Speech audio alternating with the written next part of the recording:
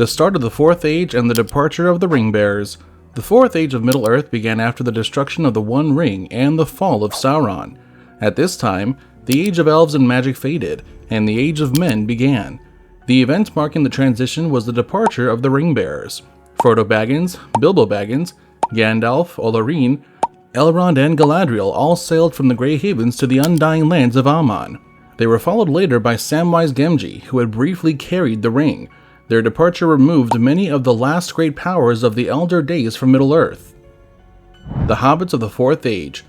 Samwise Gamgee married Rosie Cotton and had 13 children, including Eleanor, Frodo, Rose, Merry, Pippin, Goldilocks, and Tolman. He became mayor of the Shire for 7 terms. With Galadriel's soil, he planted the Shire and grew a malorn tree at the site of the old party tree. He was honored with the title Samwise the Gardener. After Rosie's death, he sailed west at age 102 to be reunited with Frodo. Meriadoc Brandybuck became Master of Buckland, contributed writings to the Red Book, and was known as Merry the Magnificent. Peregrine Took became the Thane of the Shire, and maintained records about the outside world. Both Merry and Pippin eventually left the Shire, traveled to Rohan and then Gondor, and died there. Their bodies were buried beside Aragorn and Gondor, a rare honor for hobbits. Aragorn extended the Shire's boundaries and formally protected it as an independent, self-governed land. No big folk were allowed to enter. The Elves' departure and the fading of enchantment. The destruction of the One Ring caused the 3 Elven rings to lose their power. Without them, Elven realms like Lothlorien and Rivendell began to fade. Galadriel had foreseen this outcome, knowing that even success would mean the diminishing of their realms. Over the next century, most elves left Middle-earth. By year 120 of the Fourth Age, Círdan, Celeborn, and the last of the High Elves sailed west. Some elves remained in secluded areas like the woodland realm of the distant east, but they eventually faded and vanished from history. The Dwarves and the reclamation of old lands. With Sauron gone and the orc population greatly reduced, the Dwarves thrived. Erebor, the Lonely Mountain, continued to prosper under King Thorin III's Stonehenge. Gimli led a colony to the glittering caves behind Helm's Deep, known for its unmatched beauty. Later in the Fourth Age, Durin the Seventh, likely a descendant of Thorin III, reclaimed Moria, Khazad-dûm. It remained in dwarven hands until the end of their time. The dwarves delved deeper, crafted wonders, and remained in Middle-earth longer than the elves, eventually fading into legend. Legolas and the end of Elven-Dwarven enmity. Legolas remained in Middle-earth longer than most elves, leading a group of Ithilien to help restore it. His enduring friendship with Gimli helped end the ancient enmity between elves and dwarves. After Aragorn's death, Legolas built a ship and sailed to Valinor, bringing Gimli with him. Gimli was the only dwarf ever allowed to make the journey west, a grace possibly granted by Galadriel herself. The reign of Aragorn and the Reunited Kingdom. After Sauron's fall, Aragorn was crowned King Elisar Telcontar, ruler of the Reunited Kingdom, restoring the northern kingdom of Arnor and uniting it with Gondor. He reigned for 122 years and brought a lasting peace to the west of Middle-earth. Minas Tirith was rebuilt with the aid of dwarves and some elves. Aragorn re-established alliances with Rohan and Dale, extended the boundaries of the Shire, and declared it a protected land where no outsiders could enter without permission. He elevated Faramir, former steward of Gondor, to Prince of Ithilien and restored the region as a garden realm. Faramir ruled it justly with Éowyn at his side. Aragorn also set apart the Duradin Forest as a protected land and granted freedom to its Wose's inhabitants. Orcs that survived the fall of Mordor were hunted and destroyed without mercy. Aragorn even offered parts of Mordor, specifically Nirn, to the freed slaves of Sauron, giving them a homeland. The fate of Rohan and its royal house. Éomer succeeded Theoden as king of Rohan and ruled during the early years of the Fourth Age. He maintained strong ties with Gondor through alliance and friendship. Éowyn, now the Lady of Ithilien, turned from war to healing and lived a peaceful life with Faramir. Rohan remained an independent realm, faithful to the House of Eorl and committed to the alliance forged in the War of the Ring. Merry and Pippin visited Éomer in his later years and remained close to Rohan until his death. Rohan continued to play an important role in the stability of the West and retained its distinct identity and martial traditions. The Ents and the Unfound Entwives. The Ents never found the Entwives. Though they reclaimed Isengard and renamed it the Watchwood, their numbers dwindled. Treebeard and the remaining Ents continued to shepherd the forests, but over time, they grew more tree-like, slowing further and eventually fading into legend. Without the Entwives or new generations, their future was one of inevitable decline. The Ents, once protectors of the ancient forests, became mythic figures remembered in tales more than in life. The decline of magical creatures and the end of Sauron's forces. The fall of Sauron caused the collapse of his power over creatures such as orcs, trolls, and fell beasts. Many died in the chaos following the destruction of the One Ring. Some, driven mad, killed each other, or fled into dark corners of the world. Those that remained were hunted down by Aragorn's forces. Dragons and other magical beasts, already dwindling by the end of the Third Age, continued to disappear during the Fourth. Tolkien states that magic itself waned, meaning such beings eventually passed from the world, leaving behind only mortal races. Mordor and the eastern and southern lands. Mordor was broken and left uninhabited by the remnants of Sauron's army.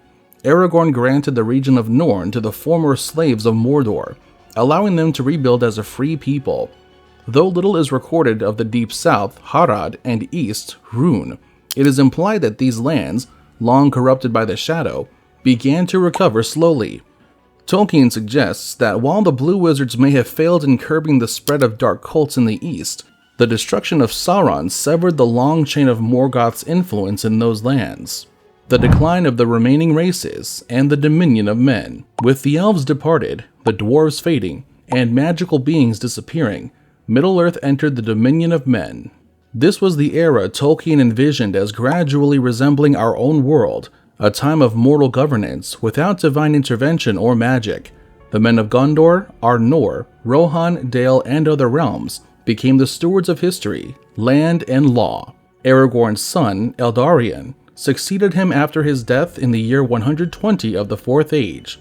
Eldarion inherited a united kingdom and a relatively peaceful realm. Prophecy suggests that the line of Elisar ruled for many generations. With each passing era, memory of the elder days grew dimmer, and the miraculous became the mythical. The final preservation of Middle-earth's history.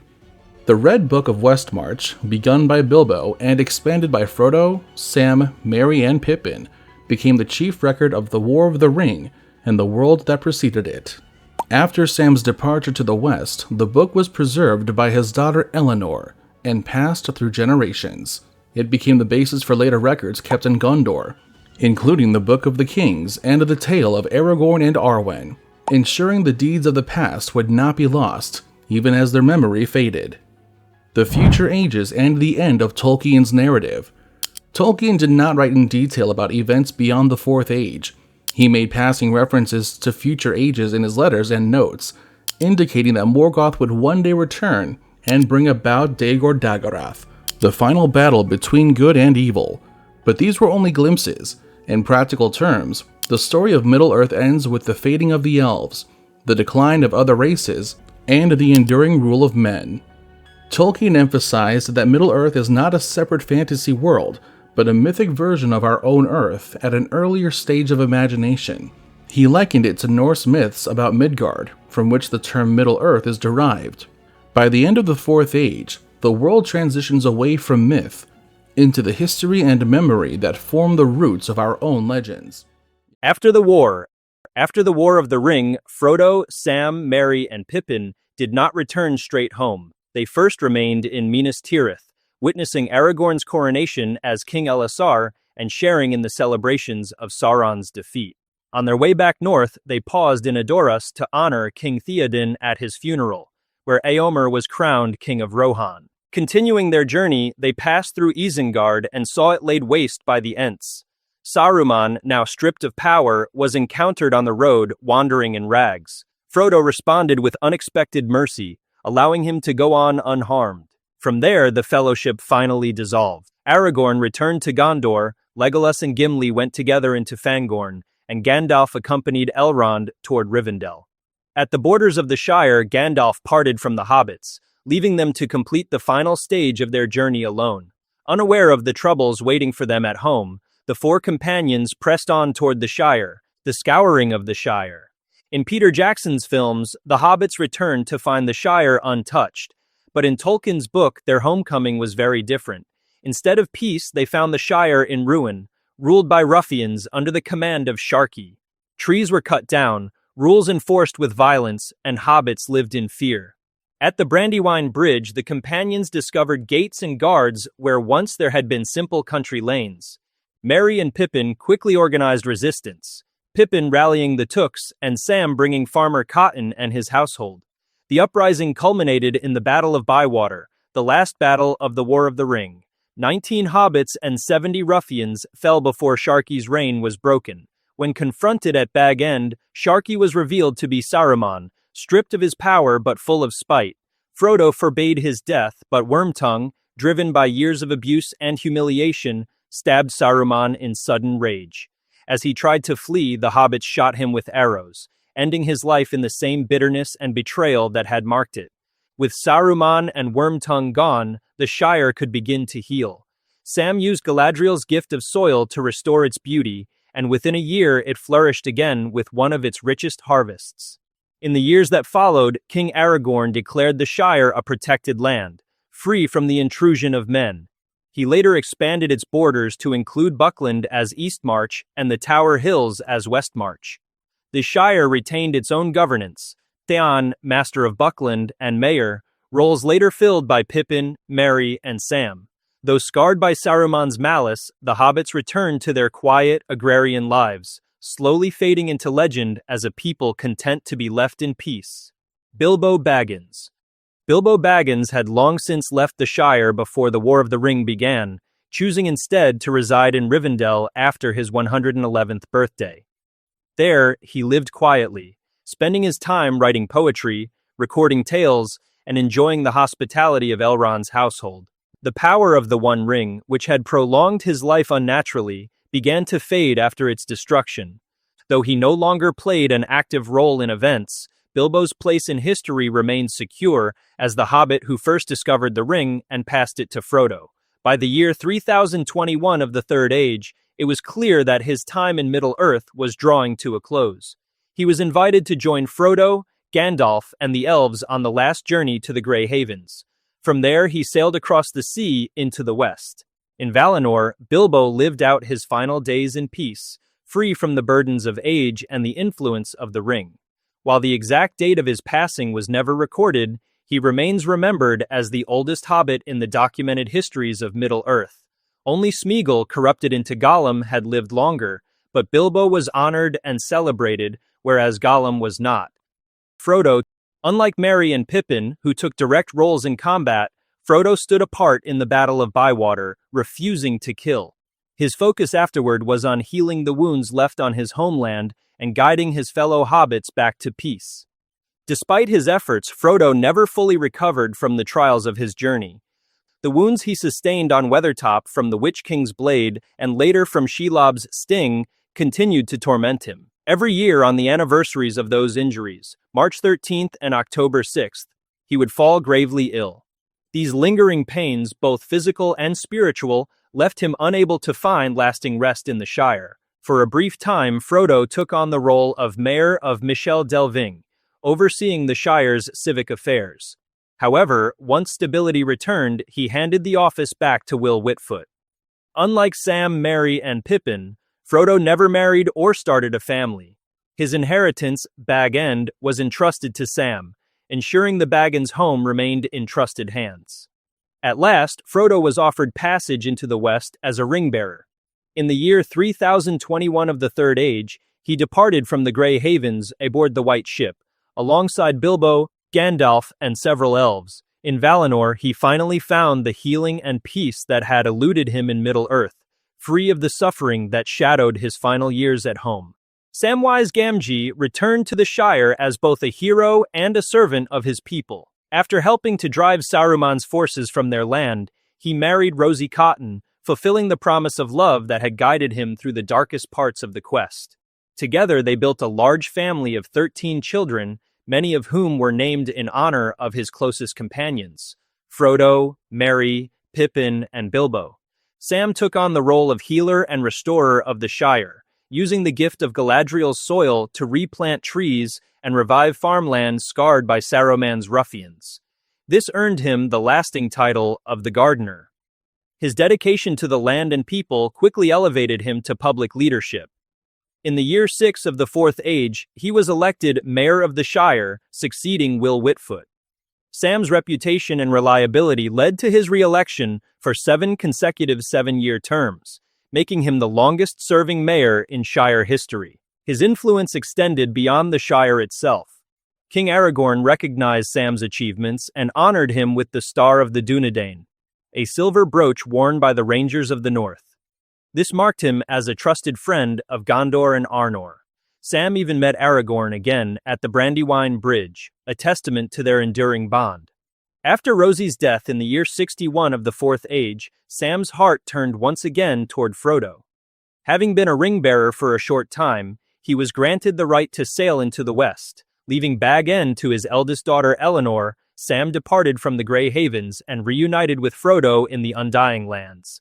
Meriadoc Brandybuck, known to his friends as Merry, became one of the foremost leaders of the Shire after the War of the Ring. His role in organizing the resistance against Saruman's men during the Scouring of the Shire marked him as a capable commander. For his deeds and leadership, he was remembered with the title Meriadoc the Magnificent. Merry inherited the position of Master of Buckland after his father, taking responsibility for the Brandybuck lands along the Brandywine. His status was further elevated by the honor and gifts he received from King Eomer of Rohan and Lady Éowyn. Among hobbits, Merry stood out not only for his stature, enhanced by the Ent drafts, but also for his wisdom and learning. He became an author, writing accounts of the Shire and contributing to the Red Book of Westmarch. He even returned to Rivendell at one point to gather lore for his works. In his personal life, Merry married Estella Bolger in the year 13 of the Fourth Age. He also maintained close ties with Pippin, with whom he lived for a time. Alongside Sam and Pippin, he was appointed counselor of the North Kingdom under Aragorn, serving until the year 63 of the Fourth Age, when all three resigned due to age. Late in life, Merry journeyed to Rohan at King Éomer's invitation, and after Éomer's death, he traveled to Gondor with Pippin. Both hobbits spent their final years in Minas Tirith and were buried with honor in Rath Dinin, the tombs of Gondor's kings and stewards, beside Aragorn himself. Peregrine Took, better known as Pippin, returned from the War of the Ring with newfound stature, both literally from drinking Ent draughts and figuratively from his bravery as a knight of Gondor. His leadership during the Scouring of the Shire, when he rallied the Tooks and brought 100 strong hobbits to the Battle of Bywater, confirmed his place as one of the Shire's foremost figures. In later years, Pippin married Diamond of Long Cleave, and together they had a son named Faramir, honoring the steward of Gondor who had once been his companion. Pippin succeeded his father to become the 32nd Thane of the Shire, the traditional military and political head of Hobbit society. In this role, he presided over Shire moots and represented his people in times of emergency. He was also appointed as a counselor of the North Kingdom by King Aragorn, serving alongside Sam and Merry. Pippin had a passion for history and lore, collecting records and stories within the Great Smiles, the Took family's ancestral home. He was particularly interested in the tales of Númenor and the heirs of Elendil, showing how far his interests had grown beyond the quiet borders of the Shire. After 50 years as Thane, Pippin resigned and left the Shire with Merry. The two journeyed first to Rohan, fulfilling an invitation from King Éomer, and later to Gondor. There, in the city of Minas Tirith, both hobbits passed away in the same year, the 63rd of the Fourth Age. They were laid to rest in Rath Dinin with the honor of Gondor's kings, placed beside Aragorn, an extraordinary end for two hobbits who once left home seeking adventure.